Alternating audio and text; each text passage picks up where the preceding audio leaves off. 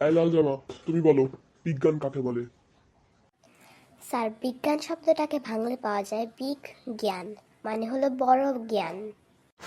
So বড় জ্ঞানকেই বিজ্ঞান বলে। না, তোমাকে দিয়ে আর হবে না। এই সবুজ জামা, তুমি বলো পৃথিবী আর চাঁদের মধ্যবর্তী দূরত্ব কত? Sir 4 bench.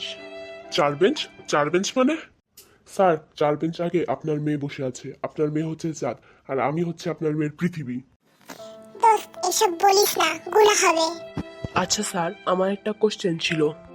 মানুষ যদি পৃথিবীতে বসবাস না করে চাঁদে বসবাস করত, তাহলে মানুষ কি দেখে ঈদ পালন করত?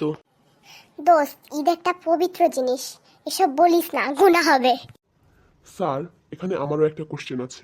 পৃথিবীতে থাকা মানুষজন চাঁদকে দেখে বলে ওই দেখো চাঁদ মামা।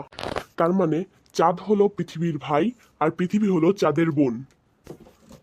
তাহলে যদি পৃথিবীর মানুষজন চাঁদে যেয়ে বসবাস করা শুরু করে, তাহলে তারা পৃথিবীকে দেখিয়ে বলবে ওই দেখো পৃথিবী আন্টি। দোস্ত এসব বলিস না, গুনাহ হবে।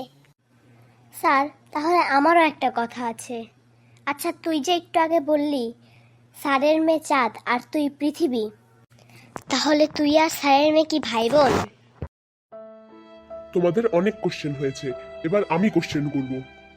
বলো, ডাইনোসর বিলুপ্ত হওয়ার প্রধান কারণ কি? স্যার এসব বলিয়েন না, গুনাহ হবে। এই, ওরে ধর, ওরে আল্লাহর কাছে পাঠাই।